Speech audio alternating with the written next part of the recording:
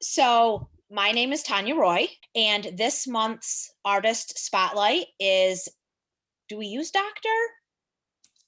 I just Christie Grimes outside of the classroom. Yeah. Okay.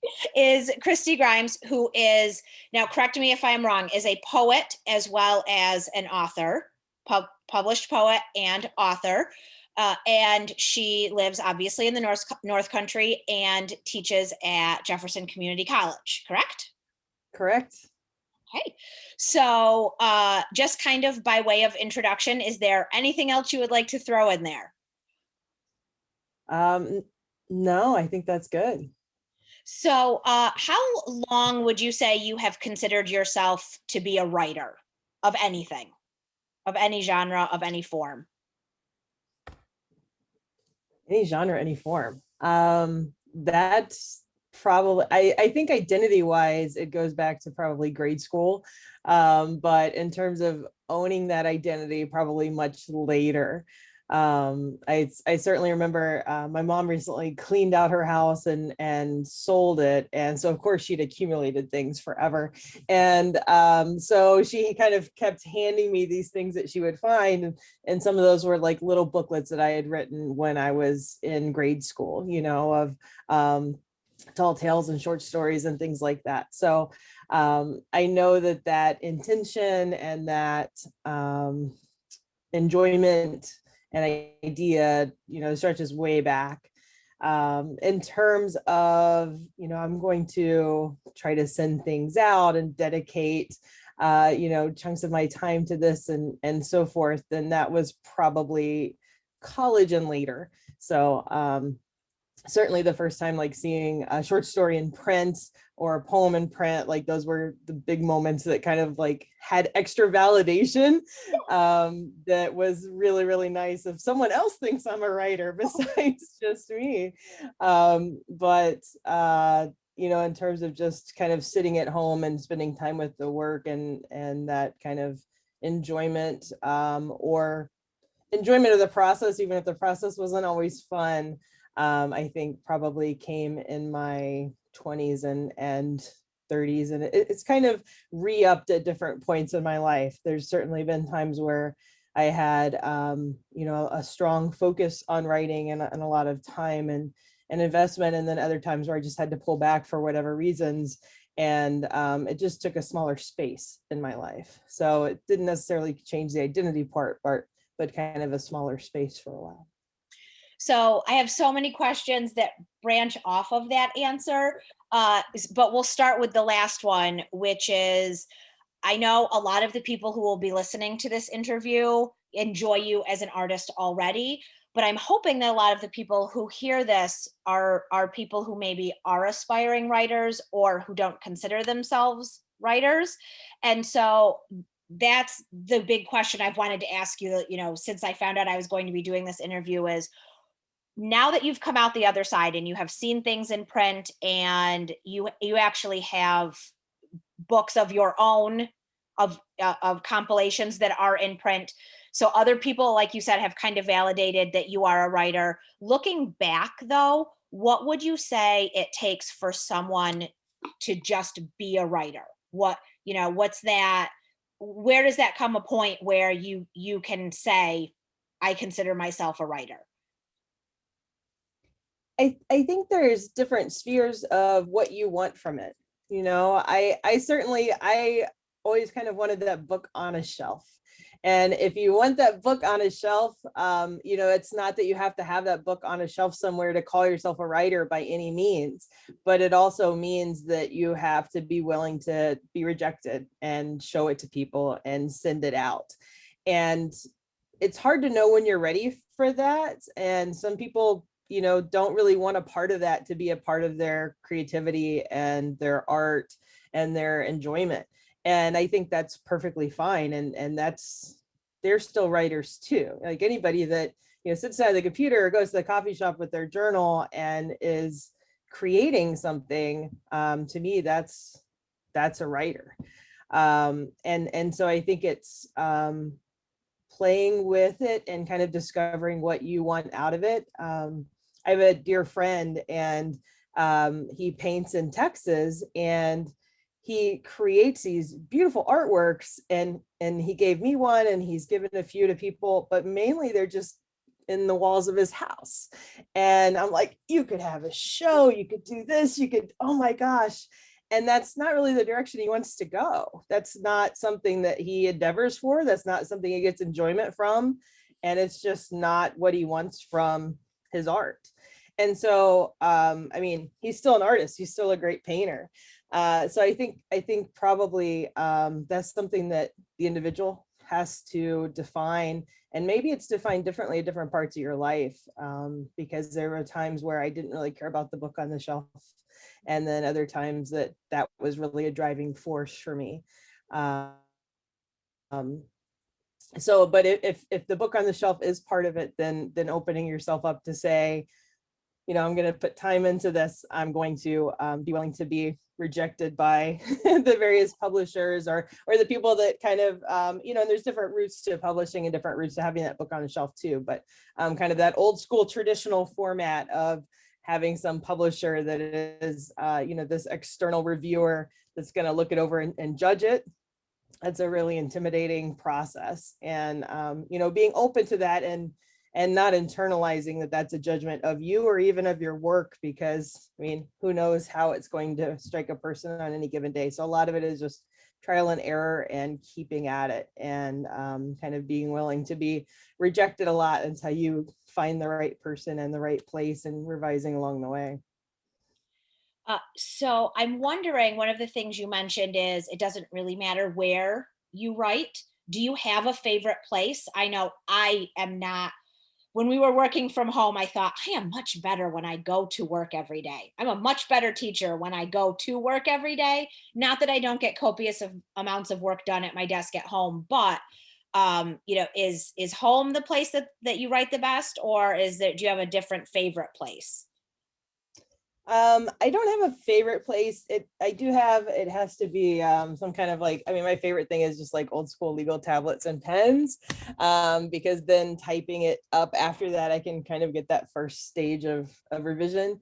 But I did learn about myself when the pandemic hit and everybody's workspace kind of shifted, or many people's workspace shifted. And so my kind of home writing space became my workspace. That was no longer my creative kind of space. And so, you know, there, I have to kind of have a, some type of like ritual space that is just for that, where there's not emails or other distractions or all my post-it notes about things I have to do for a committee that's off to the side that's waiting for me, you know, that, oh, there's grading I should just go do instead of my own work, because that, I did realize that totally didn't work for me. So it can't be, it can't be the exact same as work for me. So if it is on a laptop, it can't be at my work desk if it's, you know, something like that. So and I've also learned that I can't write in really, to me, I call them fancy journals, but like nice leather bound beautiful journals, because I'm worried that I'll mess it up or it's going to be perfect or I can't tear out pages. So um like the little moleskins work really well for me. I don't have any stashed up here now, but just like kind of a simple plain journal that I can rip to shreds, and if I lose it, it's, you know, just a little one that's not my entire book and my best thoughts in the world and all of those things. And that's it's interesting that you say that, because while you were talking, you were referring to like working from home, when we were all working from home, like doing your job from home, but you also use the word work to refer to your creative process of putting words on paper. And I often wonder if there's a fine line between doing something and having it feel like a hobby, and then making a conscious decision that this is now important enough for me to be work. Like I work as a writer, I do work as a writer, you know, those kinds of determinations like you were talking about earlier, where you just kind of make the decision that this is what I'm going to go after. I know one of the things I enjoy doing as a writer is, and I never thought I would, is I enjoy writing time or joining timed writing competitions, because knowing that I have a time limit, allows me to block everything else out. I don't feel like I'm neglecting anything if I set time aside because I only have 24 or 48 hours. So I know for me personally that is difficult to not only find the space that is outside of a work desk, but to also find the mindset and the mind space that is away from feeling like I'm neglecting something else because I'm writing. Hmm. So do you have, Yeah, go ahead. I was going to say, I know a lot of people that kind of timed or kind of challenge works really well for them. For me, it can sometimes help kickstart me when I've been I don't know, absent for a while from it. But routine is really what I need to keep going. And for me to kind of treat it like work. And I'm not good at working out either, but that's what I often attribute it to, is almost like kind of, committing to an eating plan or running plan or going to the gym. Like for me, the answer is always butt in the chair. And it sounds so simple, but even though I love writing and I enjoy the process and so forth, I'll suddenly, oh, well, I needed to tidy up this spot first, or I needed to do this first. And suddenly I'm interested in cleaning the house and a number of other things that like normally I would not care about doing at all or not enjoy. And then they become so much more important than my writing when it's time for me to sit down and put my butt in the chair. And so if I can get some sort of routine, it doesn't even have to be at the same time, but some type of commitment on a daily or near daily basis, then I build enough momentum to keep going. And then I feel like I'm getting somewhere. Otherwise, I feel like I just kind of keep scratching at the same thing over and over. And poetry I can dip into and come back out without a problem. But longer short stories or novel manuscripts, which is the thing I've been kind of wrestling with for a while, that takes more kind of immersion. And if I don't have that day-to-day mentality with the characters and with the storyline, I almost feel like I'm wrestling with it every time I sit down instead of picking back up where I left. Yeah, we actually just, I think that's true with anything that starts as a hobby. We just had a conversation in my house about how if you try to do something like once a week, you're really relearning or reacquainting yourself with your characters or your story if you wait too long in between sitting down and going back at it again. So that leads me to kind of the creative side questions. And I have a lot of them that are focus on the difference between poetry and anything else. Because, so I guess the first question then is it easier to write poetry when you feel inspired, or are there also times with poetry where it feels like you're just plugging away at it because that's what you need to be doing? Um, I, for me, I had to learn kind of what did prompt me, because definitely there are moments where I feel inspired. There's a line or an image or something where I'm like, oh, that's so great. I have to write that down and scribble that down. And if I get, I've learned I can't remember it, but if I can even get something on like the back of a receipt, and so I'll be the person like, talking into my phone, driving down the road, or like, pulling over, writing something down on a receipt, something like that, just to like have that touch point to go back to. And then usually that's enough that even if I can't sit down at that moment, if I get to it within the week or so, that I can get it down. But prompts also work really well for me, if there are somehow connected to some sort of like memory or sense or challenge with poetry. And so Maria Gillen's book, Writing Poetry to Save Your Life, it's got a lot of prompts in it and talks about kind of different ways to access different memories from your own life. And so I found that really helpful to kind of pull from. And there's lots of different prompt books out there. But the thing I've been doing this year too is I was not one of those people that could get like super productive during the pandemic. Like I was in the shutdown and binge mode. That was that was my go-to. But I have kind of reframed that time in my mind and kind of stopped beating myself up over it. I read Wintering by Catherine May, and it talks about kind of just having these dormant times where you're kind of storing up energy and restorative time. And you know, she looks at the different seasons and different cycles. You know, you think about something like a garden, it has to have this time to replenish itself and so forth. And so I started thinking about this past year kind of like that, of this time to you know, just have a dormant period, that was okay. And this summer, with the ability to being able to do things again, I've been trying to do more, Julia Cameron calls them artist dates, where you just go out and do something fun that you feel like will fill your playful side and that may inspire you in some way, you know, whether it's, it doesn't have to be connected to writing, you know, it could be an art museum, or it could be going to the playground and hanging out on the swings or what have you, just something that you enjoy. And so I've been trying to do more things like that. That would be like the artist dates of like, I'm gonna go to a farmer's market today. I'm gonna go to a museum. I'm gonna go out and walk through nature, and just trying to kind of feed my you know, subconscious a little bit, and provide some things there. So when I'm able to, you know, when that inspiration hits and I go to link it or connect it to something, it's not just blank and dull and empty, because that's, I've been watching Netflix and sitting on the couch. So I've been trying to kind of reframe some of that time, and then also reinvigorate that creativity. Um, so when I do sit down with the prompts, when I'm feeling inspired, that there'll be things to pull from there. It's interesting because as a teacher, and I don't know if this is something that comes up at the level at which you teach, but when I'm working with elementary students for years and years, writing class has almost always started with a prompt, which felt kind of contrived and not so natural. But then I find to myself, for me, I get a lot of ideas when I'm walking my dog and I'm looking at other people's houses and gardens, and you know, you see people driving down the street and you wonder about them. And so I, Mhm. that's me as well. I'm the person who's like trying to walk the dog and talk into my phone at the same time.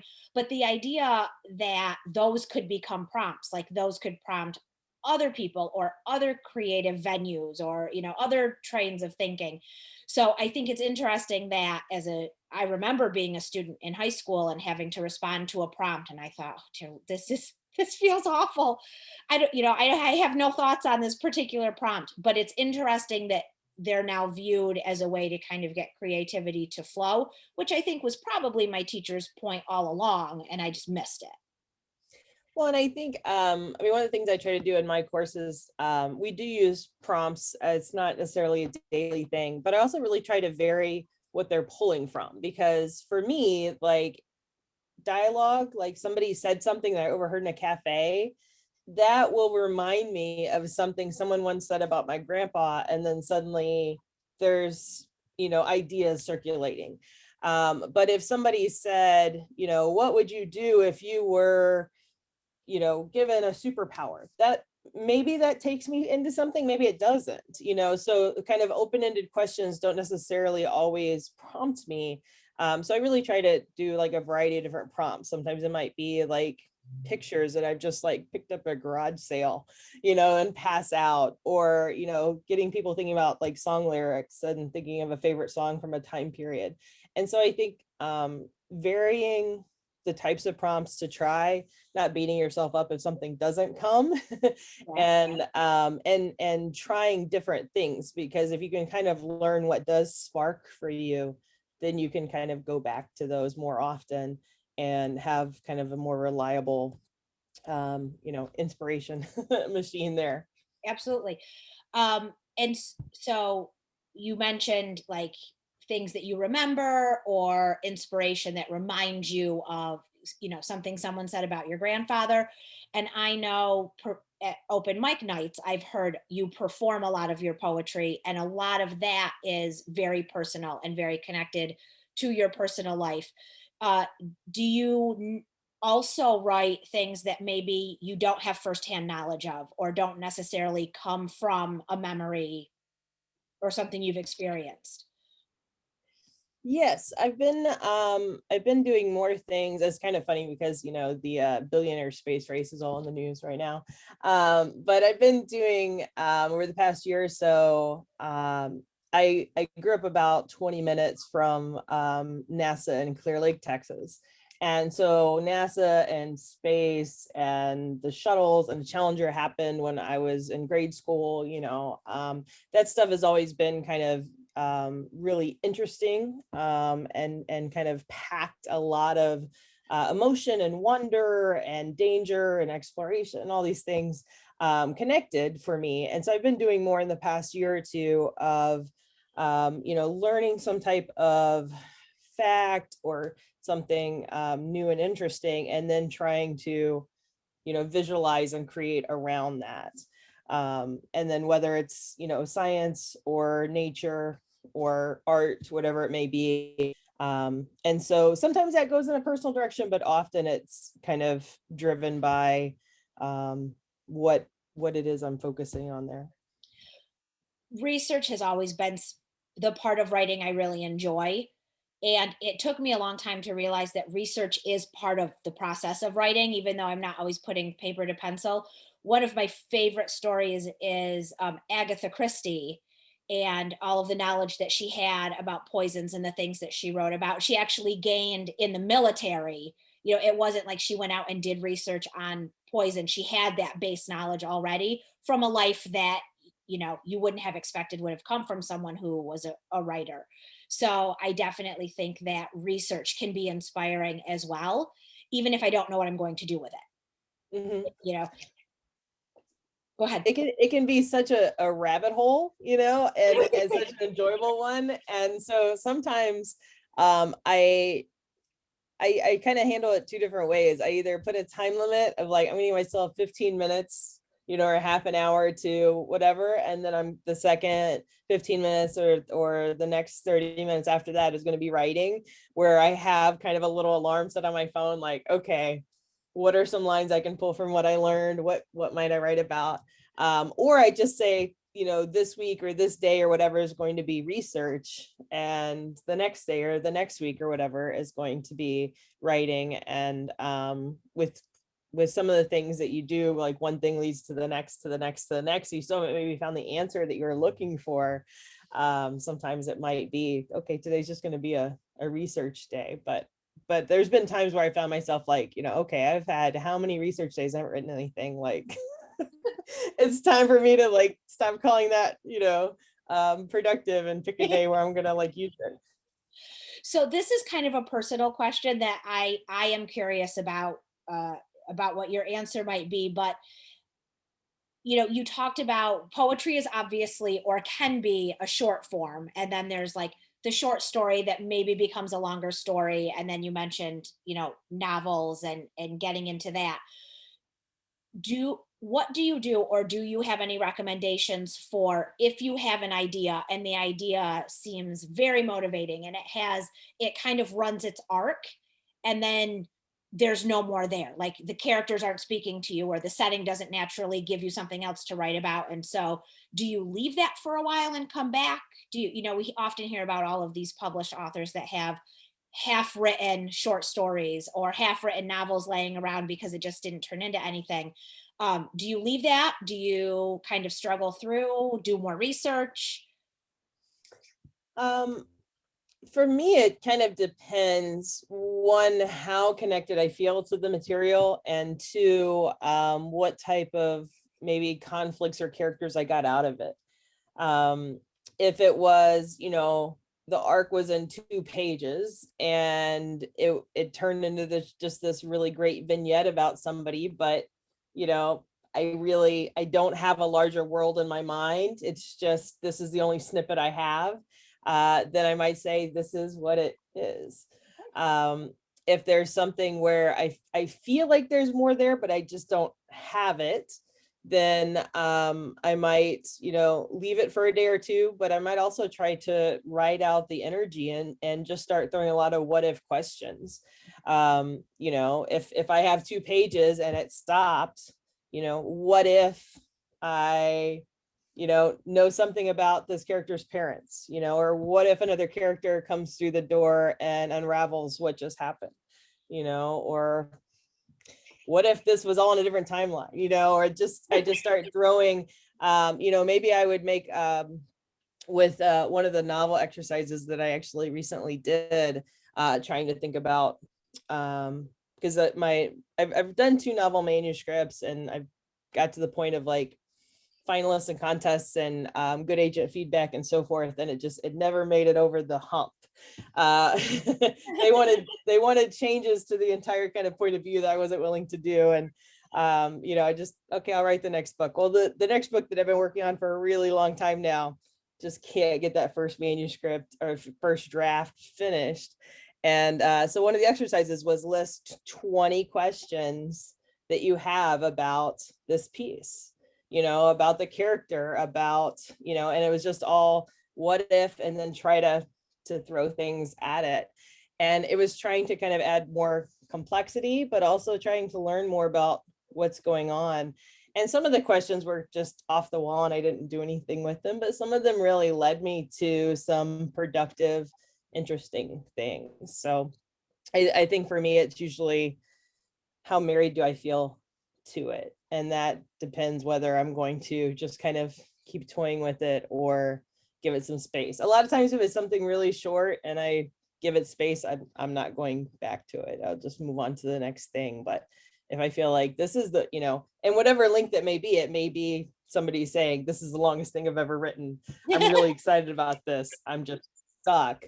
And if you have that kind of like connection with it, then I would say just, kind of keep scratching. The first house that we rented when we moved to Watertown had like 4 layers of wallpaper, which I did not realize when I decided I was going to peel a little piece of wallpaper off where it was torn and I was going to put up a border. And by the time my husband found me, I had shredded wallpaper in this little hole that was crawling out. He said, "What have you done?" But I do think it's a great metaphor in terms of a story. When you feel like there's something else there and you just keep peeling at it until you can kind of see the next layer and the next layer and the next layer. So, if you feel like there's more there, then just kind of keep scratching at it until you find that next layer.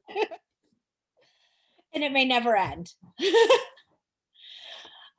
So I know, because I know you personally, that there is a lot of music and a lot of musical people in your life. And so I'm just wondering if you have any thoughts or insight into connections between the art of writing and storytelling and those kinds of things and the art of music. I think I know we've talked about open mic nights, and a lot of the time when you see them, they're musical open mic nights, and so we're working in our area to involve other spoken word and other kinds of things. But I often feel like there's a connection. I am not highly musically inclined, but you have people in your life who are, like I do. So I'm just wondering if you have any thoughts about how, as an art, they work together or they are different from each other, symbiotic or not. Well, I have never been able to master an instrument. So in terms of approaching the craft of that, I don't have insight into that side, but I can tell you how I use it. I completely, like, if and I hope that whatever artist is on stage is never offended by this, but like often I'll go to somebody performing and I'll listen to a few songs and then something hits me. So then the little journal comes out and a little pen, or I'm asking the waitress for a receipt because there's something I want to get down. And so there'll often be like a quick 20 minutes where I'm, scribbling something down. Because of, and it may not even be connected to the lyrics or, but it's something about the creative energy, I think, of live performances. Even if somebody is doing, some cover songs rather than original work, that, what does that make you, think of or feel, or what vibe does it give off that tells me something about a character or a moment or a memory that suddenly. And I think when I stop and listen to music in that way, I'm also like opening myself up to being in the moment and slowing down. And so, there's fewer times today with the, if we have smart watches and our phones and all the different things, that there's fewer times where we are just sitting. And so going to a performance now is one of those times where I'll just sit. And so I think that's one of the reasons probably then that things start sparking, because, I'm not someplace else. I'm there. I'm Yeah. in the moment. At home, I try to use music. I have a number of like Pandora and Spotify playlists that I use different scores. I know a lot of my students and friends have different playlists where they write to music with lyrics, but I find it really distracting because I do start remembering this is a song that reminds me of, so for me, scores that aren't even my favorite movie, it has to be just kind of because I find if it's too much of a movie that I love, then I get a little lost too.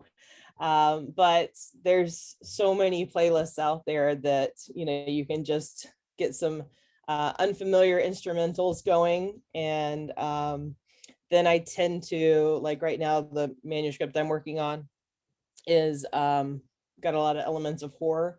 So I have I started off with like Silence of the Lambs soundtrack, and now it's evolved to all these other things, but it's got, a much creepier vibe than the music I listen to normally. So that's one of the things that kind of helps cue me, like, okay, we're writing on this piece now. And if I was going to work on, poems about space, I might cue up, something different. So I kind of use it kind of thematically in that way. I've never really, like, in terms of songwriting and stuff, that's always been something outside of me. I really admire the people I know that can do that so well. But that's been one aspect, and it seems like it would go hand in hand, because poetry, and repetition and so forth. But that musical aspect, like, has always eluded me a little bit. So. And I think sometimes too, we don't give ourselves enough credit for just enjoying what someone else can create, and, being, I can, I am passionate about all kinds of music, but I don't create it. I just enjoy it passionately. And it, like you said, I look at the people who can create it and I think that is awesome for you. But my piece in all of it is just the enjoyment of it. And that's, and I kind of feel that way about art in general. It's, yes, I enjoy creating it, but we also want people who enjoy the music or the poetry or the writing, right? Because we're reaching out with all of it. I like the idea of soundtracks, because if you think about, the whole point of a soundtrack is to tell a story. It just happens to go along with something visual most of the time, but you can, it can carry you away, and you can tell when the storyline is supposed to be scarier or softer, or you can tell when the action's coming, right? When you just, with that. Although I do have this picture in my head now of Brian coming home and like The Shining is playing out of your office, and he's probably like, I'm just gonna go in there now. I will say one other thing to add to the idea of just kind of having music around is we have a ton of musical instruments in the house, and I mean, I do like to pick them up and like just mess around with them and be bad at it. And I think that, I mean, one of the things I love about being a writer is it lets you just go try whatever. And unless it's skydiving or something like that, you can just be bad, and you can learn a lot about something new. You don't have to be good at that thing. A lot, and people love to talk about what they're good at, and so if there's someone nearby that can show you something, even better. But I think that to me, that opens up a lot of pathways for my characters too, of just reminding myself what it's like to be a beginner at something. The last time that it really like so struck home for me is when I took motorcycle riding lessons, because in my head it was going to be easier than what it really was, of the kind of the physicality and, you know, managing everything. And you know, I thought, okay, yeah, driving a car the first time, like, it was scary. There was a lot to do and think about. And now it's simple.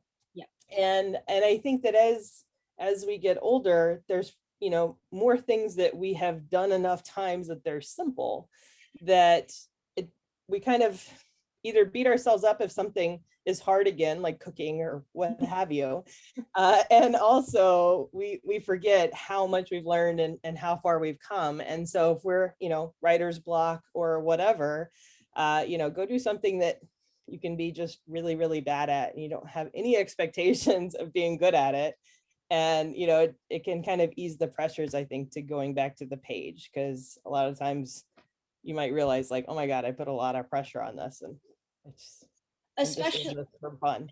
especially if, going back to what you said before, if you do have, you know, you have a point where you would like to be published or you would like to enter a contest, and we put pressure on ourselves to reach there maybe as quickly as possible, or, you know, and I think writing is a process, like anything else.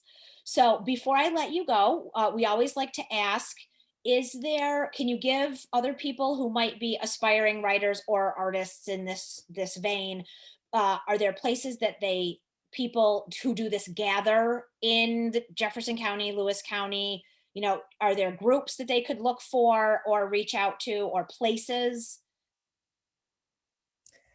Post-pandemic, I don't know who is operating. So That I will, yeah. So I don't have up-to-date information on that. I mean, typically, once the fall semester starts back at JCC, we have a pretty good handle on what writers groups are going. So I would say, you know, the English department at JCC, come September, October, we would be able to provide that information. Because right now I'm not sure which of the groups have reformed and which haven't because of that. Um, but I mean, I would just, you know, encourage them to keep writing. And when they find other people, whether it's online or in person, that are writing and enjoying things, you know, be willing to share and be willing to, you know, it doesn't always have to even be feedback, especially when you're a beginning writer. It can just be like, this is something I did, and then go do some more. You know, it doesn't all have to rest on one piece. And I think that's a lot of pressure that we put ourselves on ourselves too, is, you know, I created this has to be the end all be all of this thing. Like, it's okay, you can write another and another, and you don't have to worry about feedback for any of those when you're starting out. Just enjoy the ride, enjoy the process, and share them with one another and celebrate what you created. I do know that it's been very consistent throughout the years. So I think that it would be forming again in November. There's typically a NaNoWriMo writers group in Watertown, and that's short for National Novel Writing Month. And NaNoWriMo has a large online presence around the world. But there's usually a small group of Watertown writers online and a small group in person that get together and do write-ins. And so the goal of that is to try to write a 50,000 word novel in a month. And that's a lot of words to write in a month. But many people use it as a Kickstarter, like you were talking about, to get some momentum, to get some ideas, and you know, get going on this idea that you've always kind of thought about or talked about or wanted to do. And people do graphic novels, and they do screenplays, they do all these offshoots, they're called nano rebels. So if you're like, well, I don't want to write a novel, I want to do this, that's okay too. You can be a nano rebel and just be writing in November with other people. And so I know right now, November seems like a ways off, but often with our hobbies and goals, these are things that sometimes they're here before we know it. And it's like, oh, well, sure. Okay, I'll do this now. So that would be something I say, you know, keep your eyes out for. And you can just sign up now for the nanowrimo.org. It's free. And I think then they connect you with your local group. So that would be a way that you get a little email come October, say, hey, be thinking about this, and this is what we're doing. And then you don't have to feel bad that you're not out Christmas shopping because you're with another group of people who are not out Christmas shopping. They're writing just like you. So I know we're coming to the end, but you did mention content. So if you want to just give us a quick rundown of what you have published that's available out there, and then we'll make sure that that all gets on the site and people know where they can find it. Sure. I have two poetry books, Last to Leave and Finding Fruit Among Thorns. They're both by James Boyd Press, and they're through Amazon. And because poetry is usually listed a little smaller in Amazon, you do have to list the whole title and my name, I think, to find them. Okay. But those are the two poetry books. Okay. And you can, if you want to see some examples of my writing or links to short stories, you can find them on my website, www.christiegrimes.com. All right. Thank you so much. It has been fantastic and absolutely my pleasure. And congratulations on being our Artist of the Month for August. Thank you so much. What an honor. And thank you, Harmony. And thank you, Tanya. Thank you. Bye. Bye.